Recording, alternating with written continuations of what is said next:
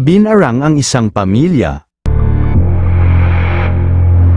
Ang mambabarang ay karaniwang iginuguhit bilang isang manggagamot o mangkukulam na gumagamit ng mga insekto tulad ng barang o mga langaw upang magdulot ng masama sa iba. Ito ay bahagi ng mas malawak na tradisyon ng mga kwentong pang-engkanto at pananampalataya sa Pilipinas, na kadalasang nagpapakita ng mga paniniwalang kultural at pangangamba sa mga hindi nakikita. Narito ang isang maikling kwento na binarang ang isang pamilya. Hindi ako naniniwala sa kulam, barang, o kahit anong paranormal na kwento dati, pero isang pangyayari sa pamilya namin ang tuluyang nagpabago sa paniniwala ko. At ang mas masakit, naging huli ang lahat bago pa namin naintindihan ang babala. Si Tito Mario, kapatid ng nanay ko, ay dating malakas, masayahin, at palatawa, pero isang araw, bigla siyang nanghina, namayat, at hindi na makatayo.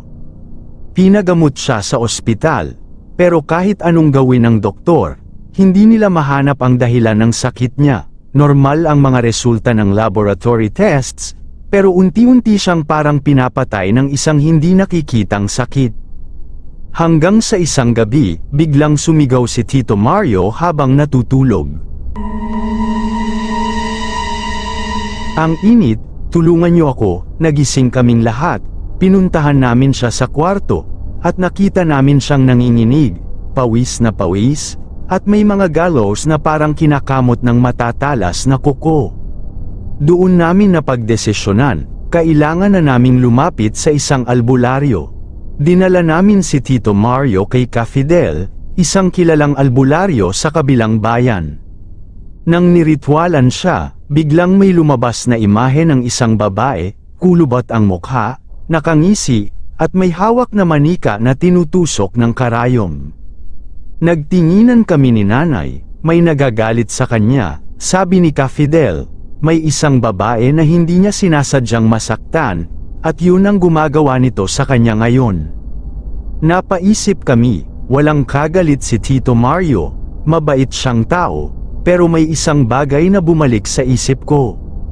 Isang buwan bago siya magkasakit, may matandang babaeng nanghingi ng tulong sa kanya, isang pulubi na humingi ng pagkain, pero tinanggihan niya dahil wala siyang dalang pera noon. Sinabihan pa niya ng, alis dyan, wala akong maibibigay sa'yo. Malamang, siya ang may gawa nito. Pwede pa ho ba nating gamutin si Tito? Tanong ni nanay. Pwede pa, sagot ni Ka Fidel, pero kailangang gawin niyo ang lahat ng iuutos ko.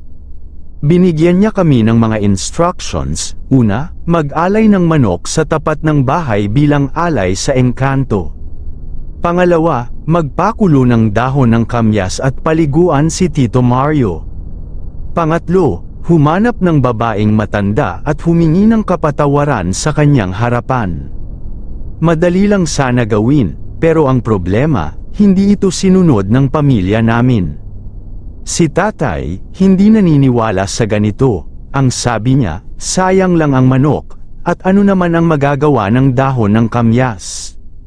Pinilit ni nanay na gawin ang ritual, pero dahil hindi buo ang paniniwala ng pamilya, hindi ito naging epektibo. Kinabukasan, pagpasok ko sa kwarto ni Tito Mario, wala na siyang buhay.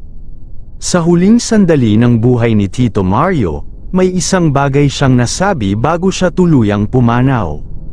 Susunod kayong lahat, isa-isa kaming nagkasakit pagkatapos noon, hindi naman kasing lala ng nangyari kay Tito Mario, pero naramdaman namin ang bigat, lagnat, bangungot, at palaging may naririnig kaming bulong sa dilim. Doon na kami bumalik kay Ka Fidel, pero ang sabi niya, huli na, sinabi ko nang sundin niyo ang payo ko, pero hindi niyo ginawa, may kapalit ang hindi pagsunod. Simula noon, hindi na naging tahimik ang bahay namin, may mga bagay na gumagalaw mag-isa, may mga panaginip kaming halos magkatulad, isang matandang babaeng nakangiti sa madilim na sulok ng bahay. At hanggang ngayon, hindi pa rin natatapos ang bangungot namin. Maraming salamat sa muling pakikinig ng maikling kwento. Kung gusto mo pang makinig ng iba't ibang kwento, bisitahin ang playlist ng mga kwentong kababalaghan sa aking YouTube channel, at huwag kalimutang i-subscribe ang Jonas Mini Vlog para updated ka sa bawat kwento.